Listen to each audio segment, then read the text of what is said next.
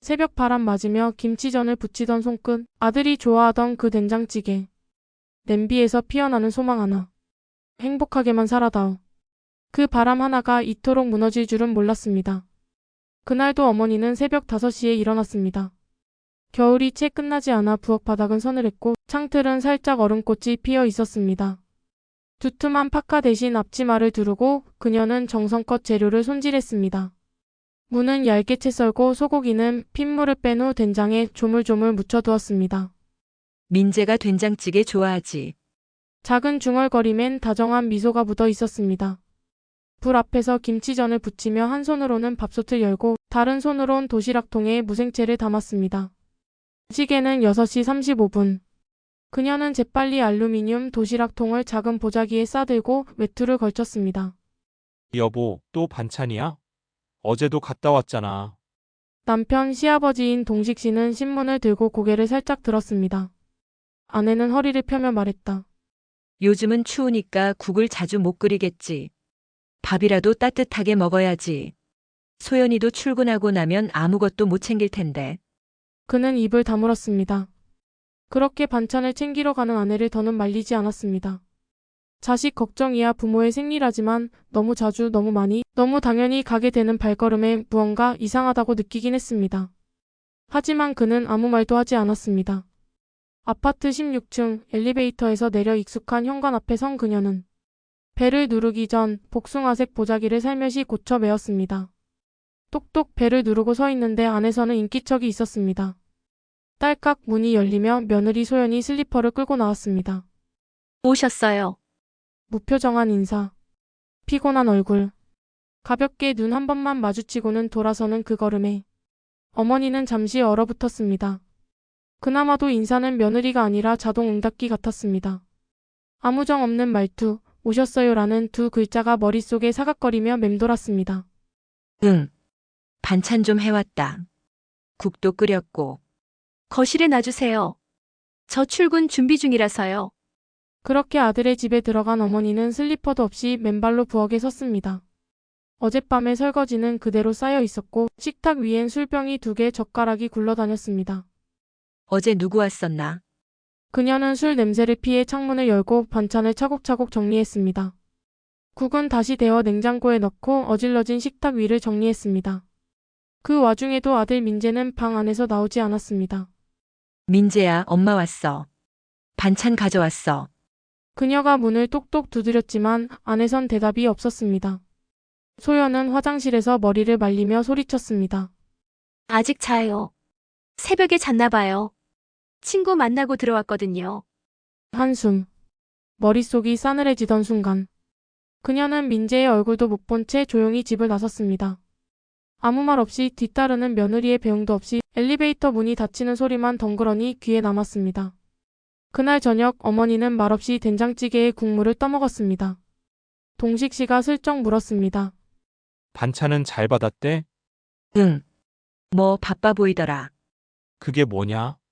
며느리가 인사도 없이 문 열고 그냥 뒤돌아섰다고. 또 정리하느라 내가 국 데우고 식탁 치우고. 그녀는 조용히 수저를 내려놓았습니다. 그냥 요즘 애들이 다 그렇지 뭐. 하지만 그녀의 눈은 붉게 충혈되어 있었고 말은 다 하지 못한 것이 분명했습니다. 동식 씨는 더 이상 묻지 않았습니다. 그저 조용히 밥 한 숟갈을 떴습니다. 그날 저녁 밥맛은 이상하게 모래 같았습니다. 어떤 무관심은 침묵보다 더 날카롭습니다. 말하지 않았다고 해서 몰랐다고 해서 죄가 없는 건 아닙니다. 당신은 그 모든 순간에 알고 있었습니다. 며칠 뒤 저녁 식사 시간. 식탁 위에는 아내가 정성껏 지은 보리밥과 고등어 조림, 도라지 무침이 놓여 있었습니다. 동식 씨는 젓가락을 들었다가 문득 무심히 물었습니다. 민재네는 연락 안 오나? 응아니 그냥. 어머니는 잠시 멈칫하다 고개를 숙였습니다. 고등어의 가시를 발라내는 손끝이 유난히 느려졌습니다. 그녀의 눈동자에 어딘가 비친 멍한 그림자. 동식 씨는 그 낌새를 놓치지 않았습니다. 그날 뭔 일 있었던 거야? 그녀는 대답하지 않았습니다. 입술만 아주 천천히 다물었습니다. 고개를 가볍게 젓고는 숟가락을 들었습니다. 아냐. 그냥 내가 예민한가 봐. 괜한 걱정이겠지. 하지만 그녀는 예민한 것이 아니었습니다. 분명히 느낀 무언가. 단지 말로 꺼내는 것이 두려울 뿐이었습니다. 며칠 후 동식 씨는 오랜만에 큰맘 먹고 아들 민재에게 전화를 걸었습니다. 그래, 잘 지내냐? 아버지. 괜찮아요. 요즘 일 때문에 바빠서 정신없네요. 목소리는 건조했고 예의는 형식에 가까웠습니다. 동식 씨는 잠시 망설이다가 슬쩍 물었습니다. 너희 엄마가 반찬 자주 챙기러 가는 것 같더라. 소연이도 좀 도와주고 있지? 네. 뭐 잘 받고 있어요. 엄마한텐 늘 감사하죠. 감사하죠. 그 말에 묻어난 무성의함이 어쩐지 신경을 긁었습니다. 하지만 그는 더 캐묻지 않았습니다. 자식에게 간섭이 많다고 느끼게 하고 싶지 않았기 때문입니다. 그 대신 다음 주말에 밥이라도 같이 먹자고 제안했습니다. 그래, 애미가 고생하니까 한 번쯤 집에 같이 와라. 시간 될지 모르겠어요. 그럼 연락드릴게요. 전화를 끊으며 동식 씨는 고개를 저었습니다. 도무지 마음이 편치 않았습니다. 어딘가 모르게 아들과의 대화는 항상 구멍 뚫린 듯 허전하고 말끝이 미끄러졌습니다. 며칠 뒤 동식 씨는 우연히 회사에서 일찍 퇴근하던 길에 민재의 집 근처를 지났습니다. 아내에게는 말하지 않고 그냥 반찬이 잘 전달되고 있는지 눈으로만 확인할 생각이었습니다. 그날은 평일 오후 5시 반쯤 아직 퇴근 시간 전이었습니다. 엘리베이터를 타고 16층에 올라서자 복도에는 라벤더 향이 희미하게 퍼져 있었습니다. 현관 앞에 다가서자 문은 살짝 열려 있었습니다. 그 틈 사이로 들려오는 웃음소리. 남자와 여자의 가볍고 낮은 웃음이 겹쳐졌습니다. 그래서 그 여직원이 진짜 그렇게 말했다니까. 어머 진짜? 민재 씨 인기 많네. 낯선 여자 목소리. 익숙하지 않은 말투. 그리고 아들 민재의 웃음이 뒤따랐습니다. 순간 동식 씨는 그대로 문 앞에 얼어붙었습니다.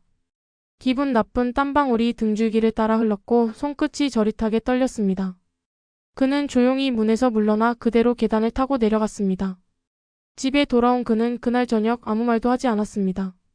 식탁 위에서 아내는 다시 김치전을 부치고 있었습니다. 그는 조용히 깊은 한숨을 내쉬며 아내를 바라보았습니다. 등 뒤에서 기어이 말이 나왔습니다.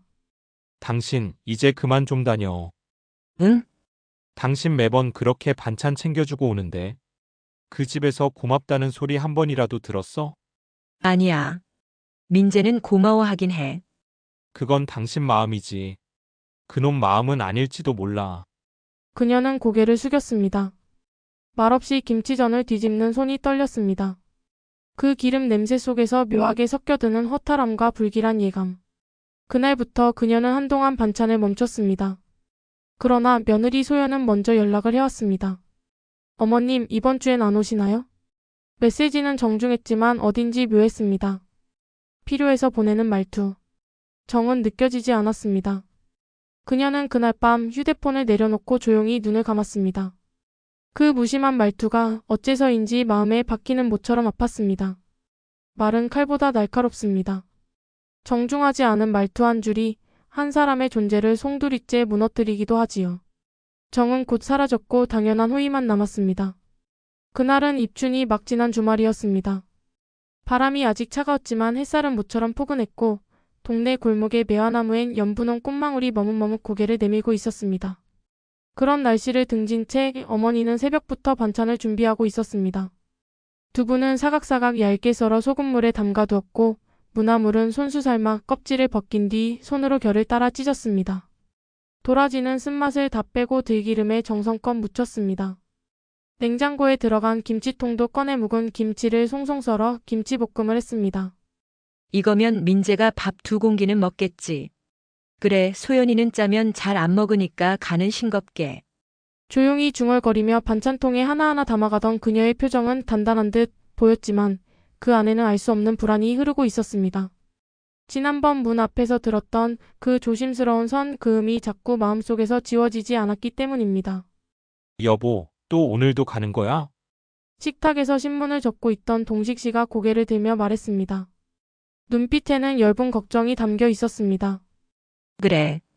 저번엔 그냥 들고만 놓고 왔으니까 이번엔 얼굴이라도 보고 와야지. 민재한테 연락은 했고? 안 했어. 그냥 어차피 반찬 전하는 건데 뭐 그렇게까지. 그녀는 일부러 태연한 척 했습니다. 마치 아무 일도 없었던 것처럼, 그저 엄마로서 해야 할 일을 하는 것처럼.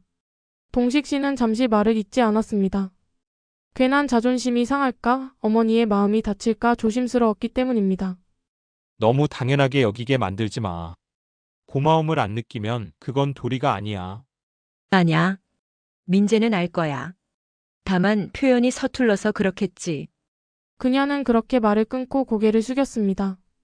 그 짧은 대답 안에 믿고 싶지만 믿기 어려운 모순이 숨겨져 있었습니다. 그날 오후 무거운 반찬 보따리를 든 채 그녀는 익숙한 16층 엘리베이터에서 내렸습니다. 집 앞에 다다르자 문은 생각보다 빨리 열렸습니다. 어머니, 문 앞에 서 있는 건 아들이었습니다.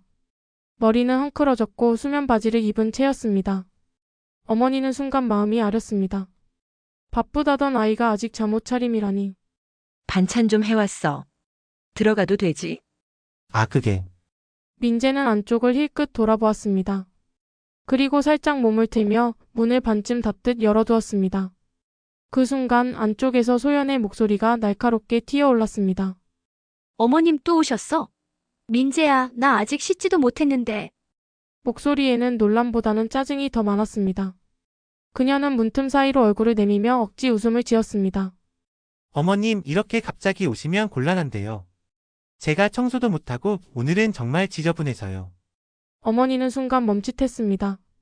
손에 들고 있던 반찬 보자기를 조심스레 들어 올리며 웃어 보였지만 그 안에서 묘하게 삐걱거리는 감정이 들썩였습니다. 그냥 이거만 놓고 갈게. 반찬 좀 해왔어. 아이고 이렇게까지 안 하셔도 되는데. 요즘엔 배달도 잘 나오고 저희가 잘 먹고 있어요. 너무 자주 안 오셔도 되는데.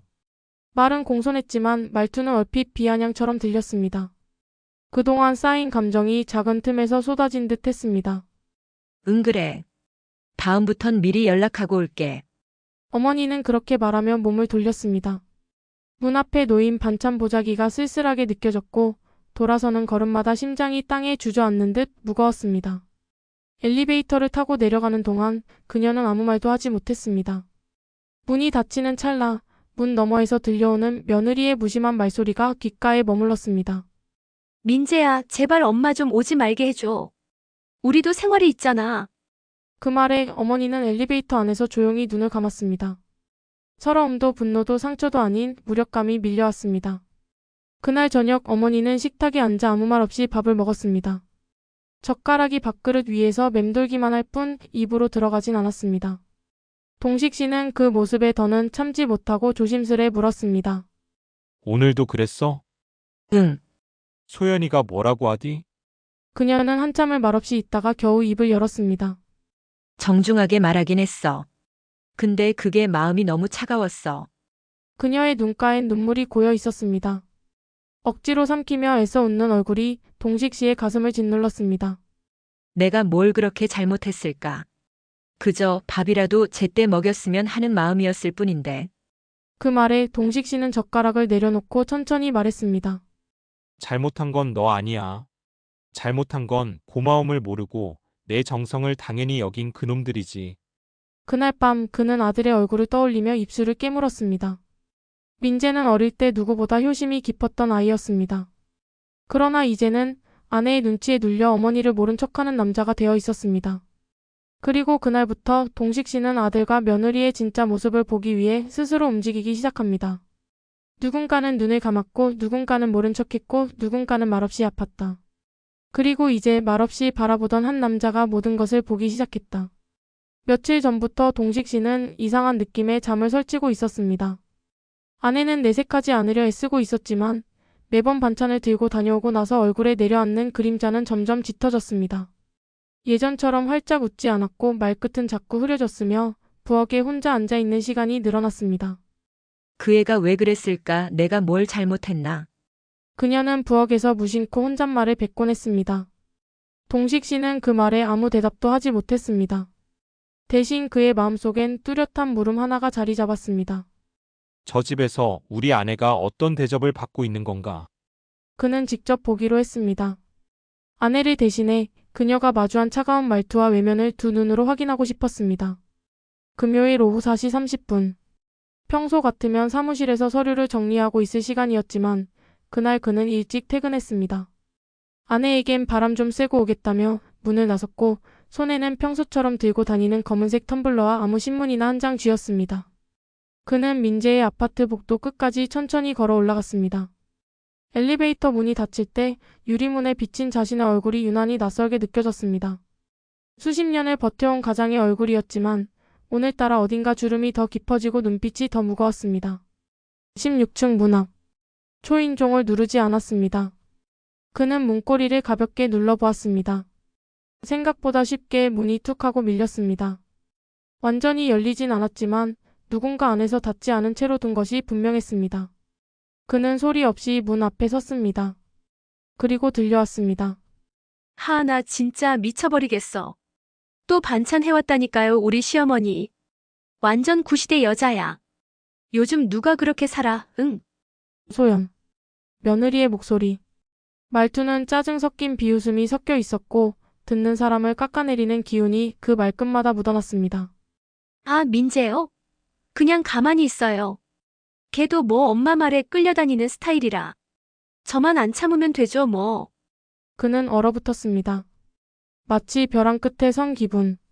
귀를 의심하고 싶었지만 목소리는 너무도 명확했습니다.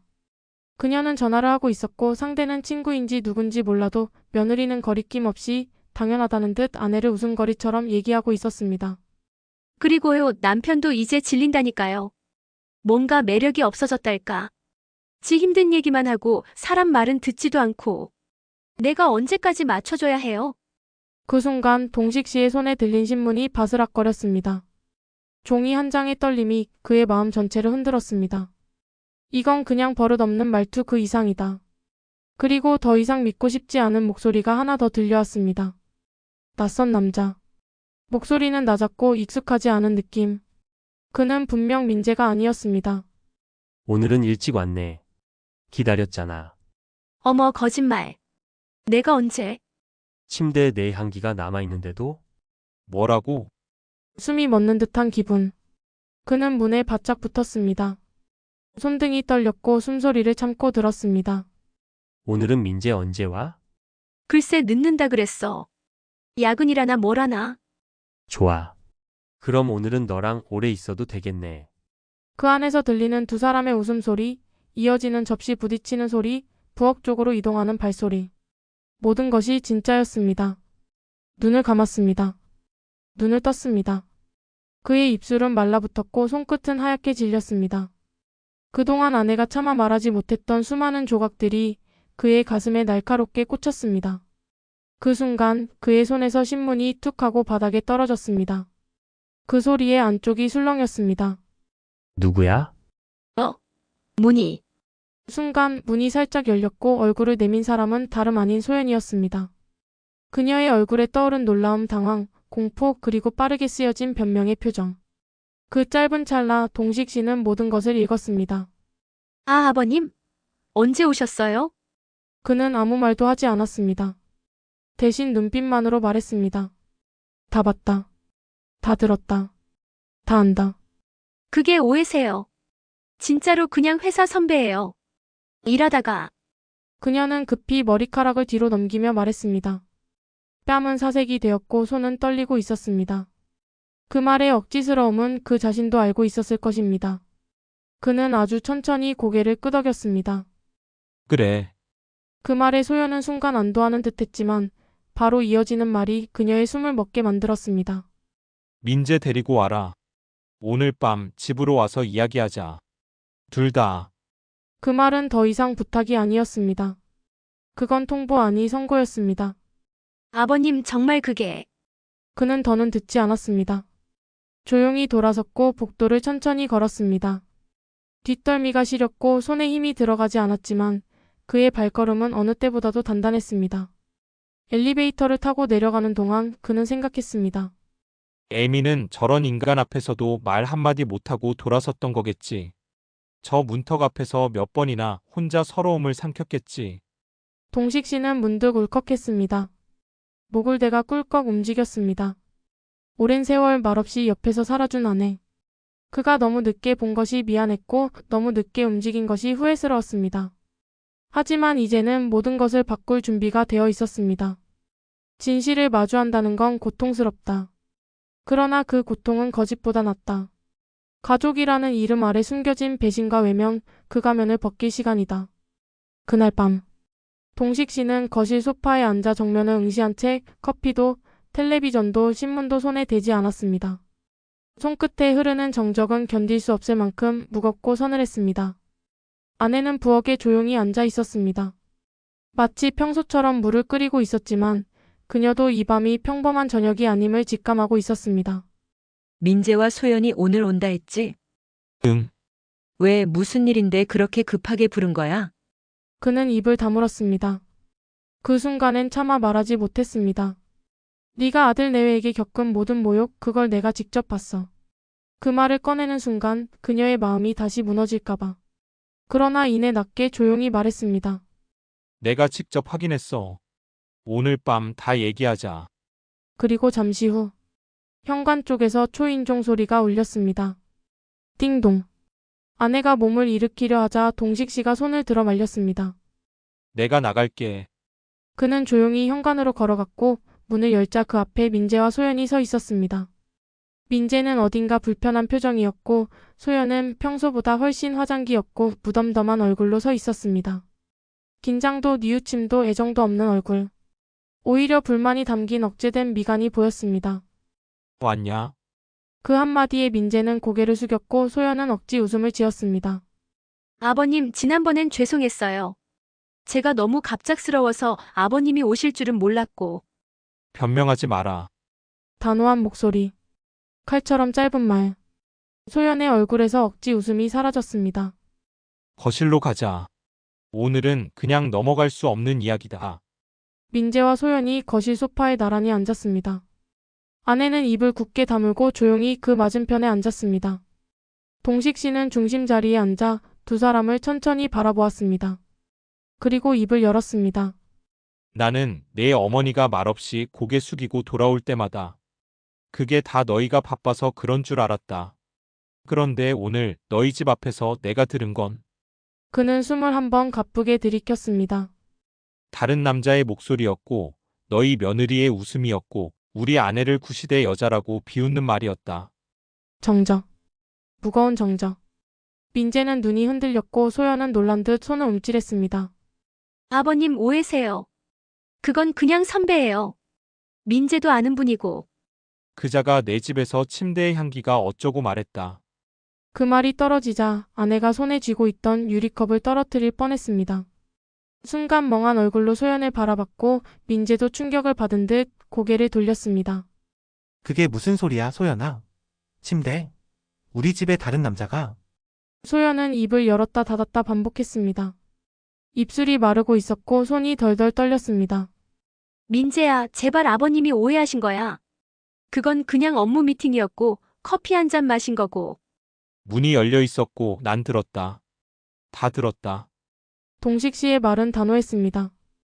회피할 구멍도 숨을 틈도 없었습니다. 내가 오늘 너희를 부른 이유는 내 엄마 때문이다.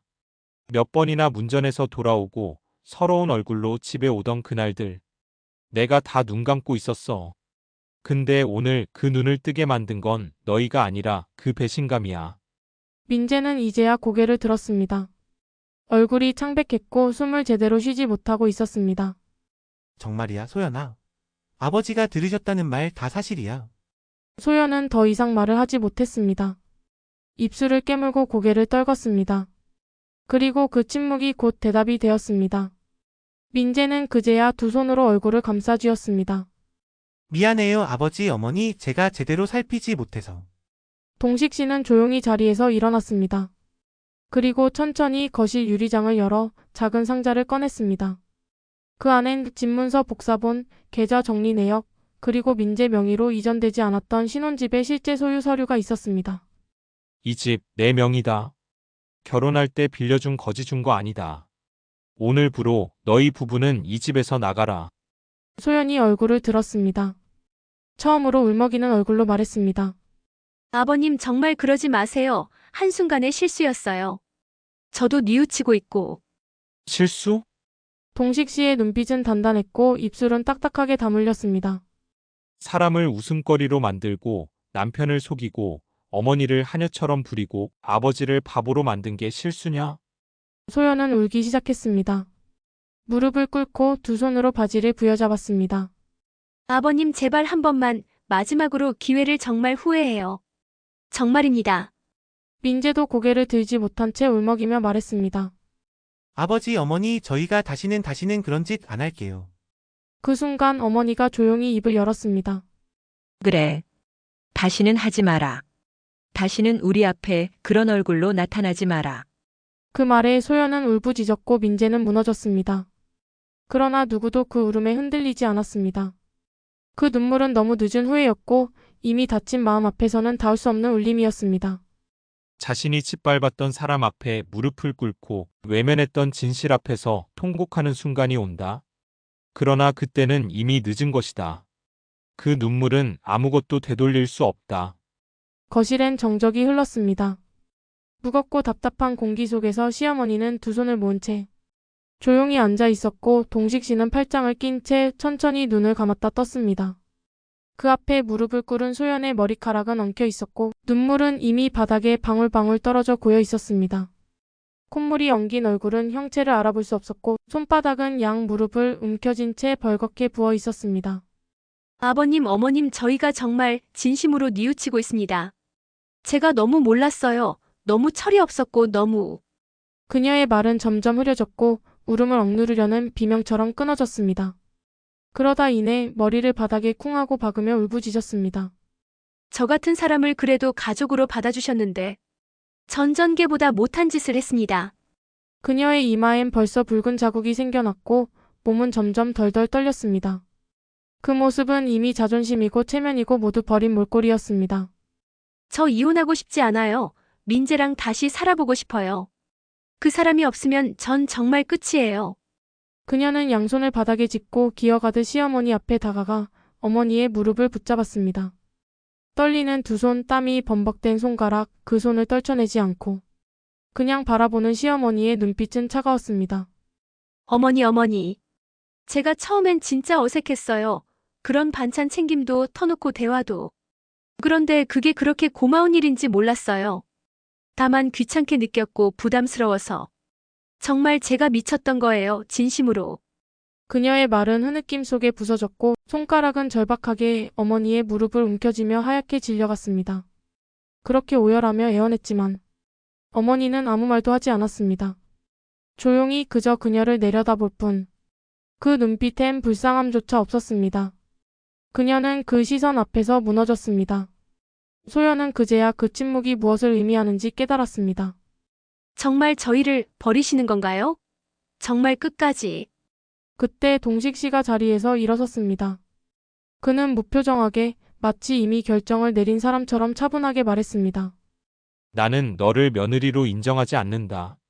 아버님, 내 아내에게 했던 말, 행동, 그리고 오늘 내가 본 것. 그건 실수가 아니라 내 본성이다. 그런 사람과 가족으로 지낸다는 건 내 아내를 또다시 다치게 하는 일이야.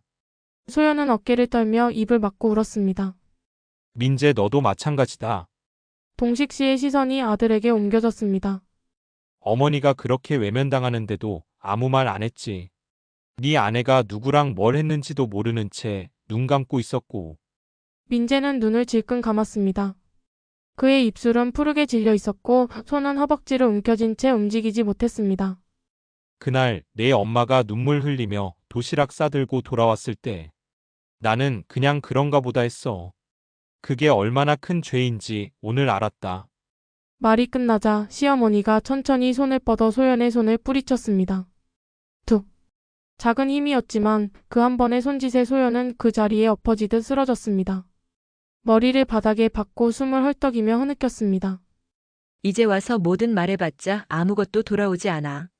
시어머니의 목소리는 낮았지만 칼처럼 날카로웠습니다. 너희가 무릎 꿇고 울어도 내 마음은 이미 죽었어.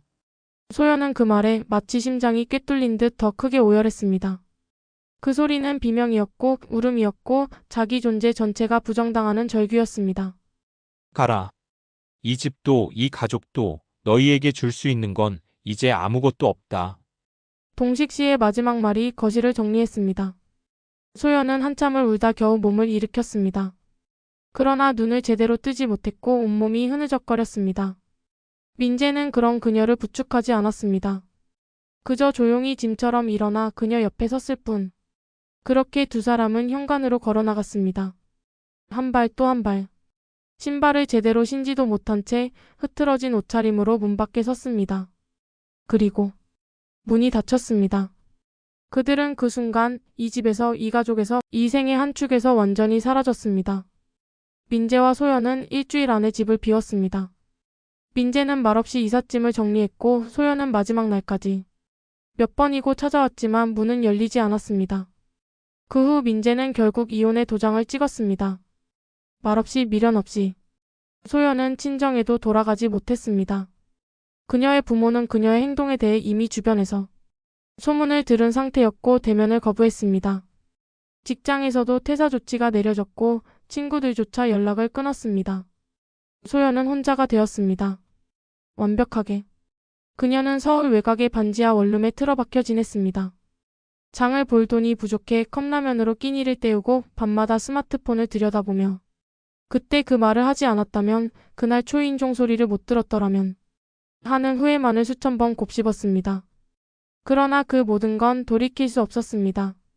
이제 그녀에겐 아무도 없었습니다. 민재도 친정도 친구도 직장도. 가장 처절한 것은 자신이 잃은 것을 아직도 이해하지 못한 채 버려졌다는 현실뿐이었습니다. 서로의 흠과 상처를 보듬으며 끝까지 곁에 남은 사람. 그게 사랑이고 인생이고 고마움이다. 봄이 오고 있었습니다. 며칠째 부슬비가 내린 뒤 마당의 매화나무 가지마다 희미하게 꽃눈이 맺히기 시작했습니다. 아직 바람은 차가웠지만 창가를 스치는 볕은 묘하게 따뜻습니다. 시어머니 숙자 씨는 새벽부터 조용히 부엌에 나와 있었습니다. 젖은 손으로 쌀을 씻고 된장을 풀고 물을 얇게 썰었습니다. 예전과 똑같은 아침이었지만 이상하게 마음이 덤덤하지 않았습니다. 아니, 조용히 뜨거웠습니다. 그녀는 가끔 주방 창문을 바라보았습니다. 저 문턱에서 무수히 돌아왔던 날들이 떠올랐습니다. 남의 집 식모처럼 반찬 들고 갔다가 냉대받고 문 앞에 서서 핸드폰만 붙잡고 울먹이던 자신. 그런 자신을 끝내 알아봐준 이가 있었다. 그게 지금도 옆에 있는 남편 동식 씨였다.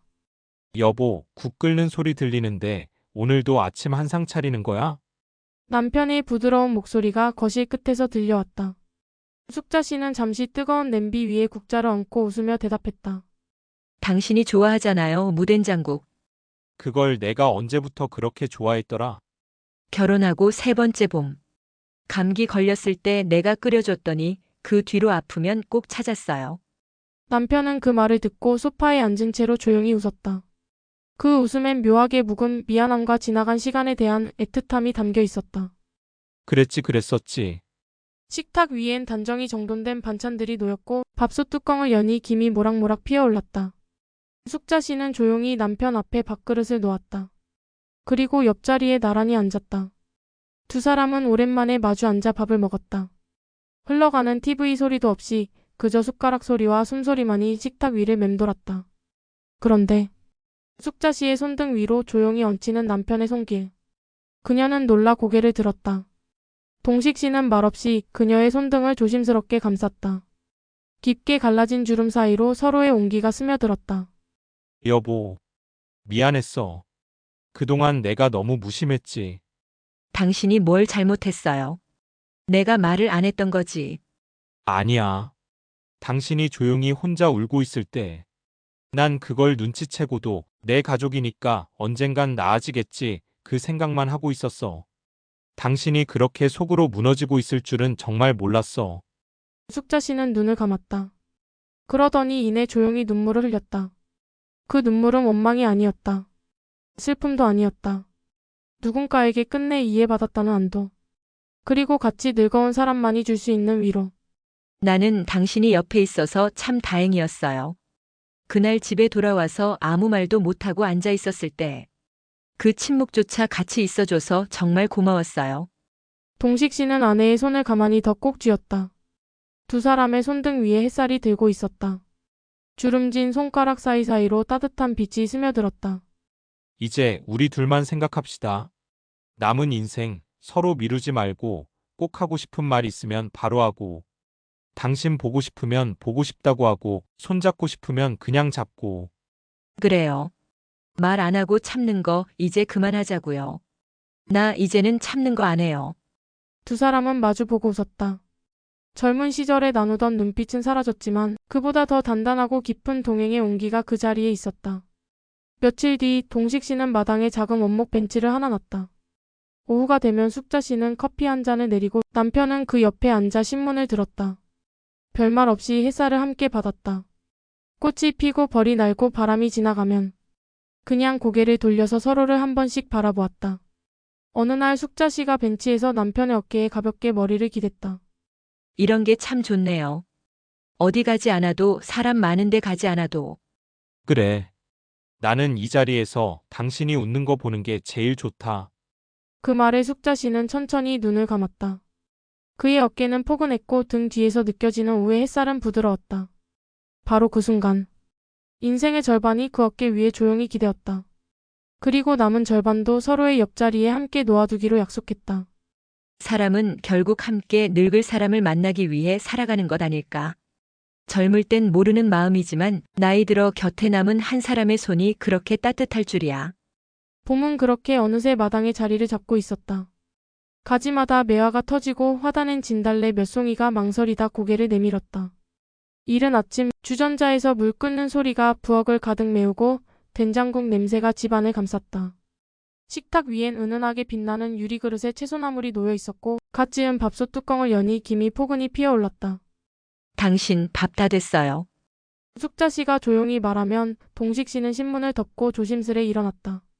그의 걸음엔 예전보다 천천히 조심스럽게 아내를 향한 배려가 묻어 있었다. 식탁에 마주 앉은 두 사람. 예전엔 무심히 흘러가던 시간도 지금은 사소한 것 하나하나가 귀해졌다. 오늘은 어디 안 나가세요? 응. 마당에 앉아 꽃 좀 봐야지. 당신이 심은 그 진달래 벌써 피었더라. 내가 심었는데도 매해 깜빡깜빡해요. 그 꽃도 참 우릴 닮았나 봐요. 말없이 피고 조용히 지고. 둘은 눈을 마주쳤다. 그리고 함께 웃었다. 그 웃음은 수없이 쌓인 갈등과 오해를 딛고 난 뒤 서로를 바라보는 진심의 확인이었다. 오후가 되면 마당의 벤치에 나란히 앉았다. 따뜻한 차 한 잔을 손에 들고 그저 하늘을 올려다보거나 지나가는 고양이를 바라보기도 했다.